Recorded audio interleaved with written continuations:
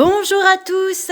Alors voilà, d'abord désolée de cette longue période sans vous conter d'histoire. Je suis finalement tombée dans le méandre des couches et autres joyeusetés. Et aussi parce que j'avais des projets qui devaient se faire et puis qui se sont pas faits, et puis qui se font, qui se font pas. Enfin, on sait pas quoi. Mais il y avait des projets, donc finalement j'avais des répétitions. Alors j'en ai encore un peu, mais moins puisque là on sait plus. Normalement le mois d'après, on saura, et donc là, on pourra savoir si on peut ou pas, parce que c'est pas évident. Enfin bon, bref, que les joies des bars nous manquent. J'ai décidé de vous faire un conte des Flandres qui s'appelle Le roi de la bière.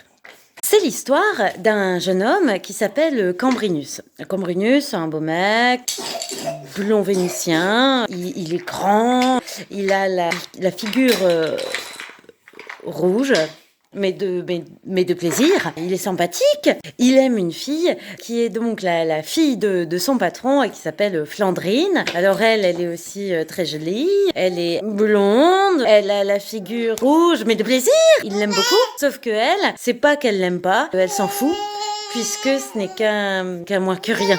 De cette situation, Cambrinus en est très très malheureux. Il décide de changer son métier et de devenir musicien. Donc il achète une viole. Comme il n'est pas vraiment musicien, il demande à un monsieur qui sait en jouer de lui apprendre. Nous, le monsieur lui dit oui, et puis il se rend compte qu'il a quand même quelque chose. Ça marche. Cambrinus se dit, bon, je vais aller sur la place du marché et je vais faire danser les gens. Il y va. Les gens se disent, oh bah dis donc, Cambrinus, il fait de la viole, tiens, je ne le savais pas. Il va se ridiculiser. Alors là, Cambrinus se ridiculise pas du tout. Les gens commencent à danser, mais arrive Flandrine. Et là, il perd tout son... Il perd tout. Il sait plus jouer. Les gens se foutent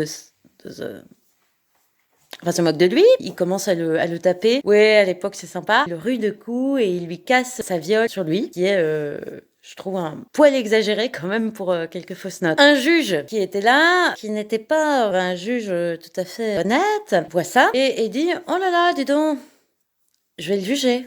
Ce juge s'appelait Joko. Le juge pour tapage nocturne et sur le fait que les habitants les rouaient de coups. Et que donc ça a fait du bruit. Il est enfermé pendant 4 mois dans une prison. Au bout de ces 4 mois, il sort et il est très triste, puisque bon, quand même, il s'est fait taper. Après, il s'est fait juger et finalement, il s'est fait enfermer pour s'être fait taper. Sa douce ne l'aime pas. Donc, il se dit, bon, bah, je vais en finir. Il va dans le bois d'à côté avec une solide corde. Il commence à attacher la corde à une grosse branche quand même. Il se met la corde autour du cou et là, en face de lui, se trouve un homme qui ne bouge pas et qui le regarde. Comme c'est assez perturbant d'être regardé comme ça, il commence quand même à se poser la question de qui est-il ? Le monsieur, qui est plutôt bien habillé, en habit de chasse, lui est dit, eh bien, écoute, j'étais en train de chasser, je t'ai vu et j'attends. Oui, mais qu'est-ce que vous attendez ? Mais j'attends que tu te pendes. En fait, j'attends ton âme. Cambrinus percute, il lui dit, ah, mais c'est vous, Belzébuth ! Bonjour ! Belzébuth lui répond bonjour et lui dit bah oui, tu faisais bien de te pendre parce qu'en plus ma femme aujourd'hui elle nettoie la maison, enfin c'est insupportable. Donc souvent je profite de m'en aller. Et là j'avais 2 âmes à aller chercher, la tienne et celle de Joko. Attendez, Joko est mort ? Joko est mort ? Je ne me pends pas. La mort est un petit peu déçue de ce fait. Il lui dit oui, ben d'accord, mais là tu devais m'appartenir. Cambrinus réfléchit, il dit bah écoute, aide-moi à oublier Flandrine. Et c'est bon, je te file mon âme. Le diable lui dit, le problème étant que ce que femme veut, Dieu le veut. Et oui, le diable ne peut rien y faire. Bon bah écoute, fais-la moi oublier. Le diable lui dit oui, d'accord. Eh bien j'ai la solution qui est toute trouvée. Tu vas commencer à jouer à des jeux. Peu importe le jeu, et tu vas voir, tu vas l'oublier en quelques minutes, enfin en quelques heures, plutôt quelques jours. Mais tu vas voir, ça va être super. Par contre, ton âme m'appartient. Alors il dit oui, mais dans combien de temps pour qu'on sache un petit peu ? Alors il dit dans 30 ans. Cambrinus dit allez, top là. Il signe avec une goutte de sang. Il s'en va jouer à Fresnes. Il joue à un premier jeu d'archer, il gagne tout. Ensuite, il joue à un concours d'oiseaux siffleurs, il gagne. Oui, parce qu'il a acheté un oiseau, évidemment. Ensuite, il gagne des concours de plein de trucs. Enfin, il gagne tout, quoi. Alors au début, c'était rigolo, mais à force, il commence à un petit peu se lasser. Et il commence à repenser à Flandrine. Donc il se dit, bon, maintenant que je suis devenue pas mal riche, parce que forcément, à force de gagner des jeux, bon, bah, il gagnait des prix, il gagnait des lots, et bon, bah, voilà, il a quand même amassé un petit pactole. Donc il dit, bah, je vais aller voir Flandrine, je vais lui demander sa main, parce que là, maintenant, l'argent n'est plus un problème. Il arrive devant chez Flandrine, et il lui dit, coucou, maintenant je suis riche. Et elle lui dit, oui, mais es-tu un noble? Non, qu'elle lui dit, bah... Ciao! Évidemment, Cambrinus est très déçu, il est très triste. Il retourne dans le bois d'à côté avec sa grosse corde, se pendre à une branche. Il commence à vouloir se pendre et la mort, enfin le diable, était là. Alors il lui dit, oh toi, je ne te remercie pas, j'ai pas du tout oublié Flandrine, parce que sinon je n'en serais pas là, ça ne va pas du tout. Alors le diable lui dit, ben oui, justement, je voulais revenir te voir parce que j'ai oublié ce dicton qui dit malheureux au jeu. Et oui, donc ça va pas là. C'était heureux au jeu, pour ceux qui n'avaient pas compris. Qui lui dit, non mais par contre j'ai la solution pour oublier Flandrine, écoute, je te fais rien payer de plus, c'est l'alcool.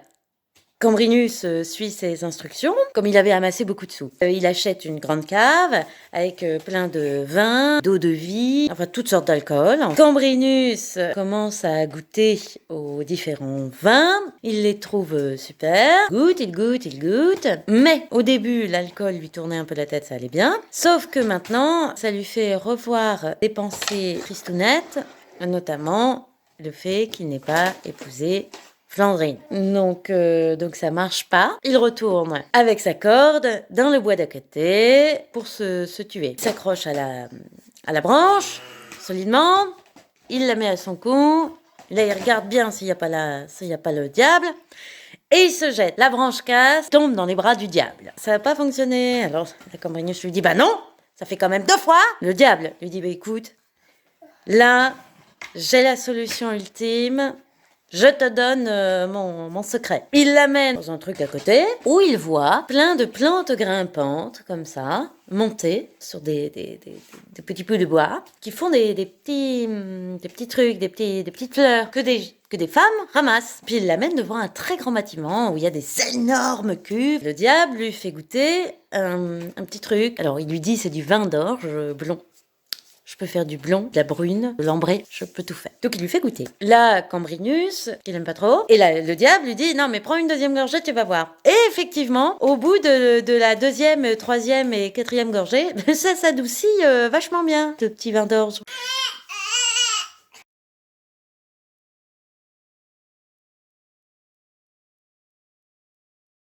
Si on fait un clavier avec tes mains, un clavier avec tes pieds, et tu gères plein de cloches, ça serait un magnifique carillon, qu'en penses-tu? Ah ouais, un carillon, ça serait bien. Et ben d'ailleurs, je vais le baptiser par ce nom-là. Et on va le mettre sur le toit de Fresnes. Ça sera bien, enfin sur le clocher de Fresnes. Le diable disparaît, ainsi que sa brasserie et sa houblonnière, et Cambrinus se met à réaliser la brasserie. Il commence à faire ça, tout le monde le prend pour un fou de toute façon dans le pays. Quand il fait ses premiers brassins de bière blonde et brune, il fait pas encore d'ambré, il fait toute une grande tablée avec des pots devant la sortie de la messe. Là, les gens, ils sortent de la messe, ils voient ça, ils commencent à goûter, et ils disent « Ah non, c'est trop amer, c'est dégueulasse. On n'en veut pas. » Cambrinus, qui avait sa petite idée derrière la tête, dit « Non, mais pas de problème. » Il monte au clocher de Fresnes et il commence à jouer du carillon. Et là, une frénésie complètement dingue se prend aux gens de Fresnes et commence à danser de manière très, très sympathique, mais sans qu'ils maîtrisent leurs pas et leurs danses. Complètement fou. Au bout d'1 heure, 2 heures même, après 3, 4, les gens de Fresnes veulent arrêter de danser et commencent à supplier Cambrinus d'arrêter pour pouvoir au moins se désaltérer. Et là, Cambrinus dit « Ok, pas de problème ». Il arrête et les gens...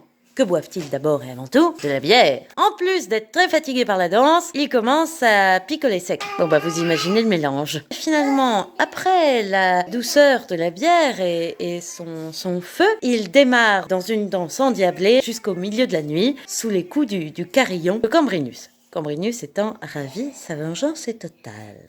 La bière prenant de l'ampleur, c'est connu dans les Pays-Bas, en Allemagne, en Belgique. Tout ça grâce à Cambrinus. Pour remercier Cambrinus de ce bienfait, parce que c'est plus sympa quand les gens picolent, le roi des Pays-Bas gratifie Cambrinus, comte de Flandre, duc de Brabant et seigneur de Fresnes. Mais le titre qu'il préférait était celui de roi de la bière, que les gens lui avaient donné. Alors là, il est ravi, hein, Cambrinus, et c'est comme ça qu'il fonde la ville de Cambrai. Lui-même goûte à son propre breuvage et tous les jours il buvait 2, 3 canettes, finalement 4, 5, finalement 6, jusqu'à 12. Bon, bref, il tombe dans un alcool certain, dans un alcoolisme, quoi. Il devient alcoolique. Oui, voilà, hein, c'est mieux. Faut dire les mots. Pendant ce temps, la jeune Flandrine se rend compte que Cambrinus, qui l'avait demandé 2 fois en épousailles, ne revient pas, alors que maintenant il est duc de Brabant et donc il est noble, donc elle accepterait. Donc elle y va. Et là, elle trouve Cambrinus qui quand même a pris un petit peu, hein, il a pris quelques kilos, et puis il est très rouge. Là finalement, il est rouge, rouge. Hein. Elle le voit et lui dit, bah voilà, je daigne t'épouser, vu que maintenant tu es un noble. Et là, Cambrinus lui dit, oui, qui êtes-vous? Et oui, il l'a oublié, le diable a réussi. Au bout de quelques années, le diable se dit, tiens, il faudrait quand même que j'aille récupérer mon âme m'appartenant. Alors d'abord, il amène un intermédiaire qui était Joko, le juge. Joko y va, mais Cambrinus jouant de son carillon et Joko aimant un petit peu la bouteille, commence à picoler, à danser et oublie ce pourquoi il était venu. Le diable se dit que quand même, ça serait quand même bien d'aller chercher l'âme de Cambrinus parce que, bon voilà, là en plus... Bon, il avait d'autres trucs à faire, donc il est pas venu tout de suite. Là, ça fait quand même 120 ans qu'il doit aller la chercher. Bon, c'est un petit peu long quand même. Donc il y va. Quand le diable arrive à Fresnes pour venir chercher l'âme de Cambrinus, Joko se cache dans une bourse vide. Pour ça que l'on dit qu'un homme sans le sou loge le diable dans sa bourse. Quand il arrive à l'église de Fresnes, face au carillon, il ne trouve pas le corps de Cambrinus. Il trouve juste une énorme barrique pleine de bière. Le diable, pour se manger, a fait que les gens de Cambrai ne se souviennent plus de Cambrinus et ne le fêtent pas. En attendant, une nouvelle histoire, portez-vous bien et à très bientôt.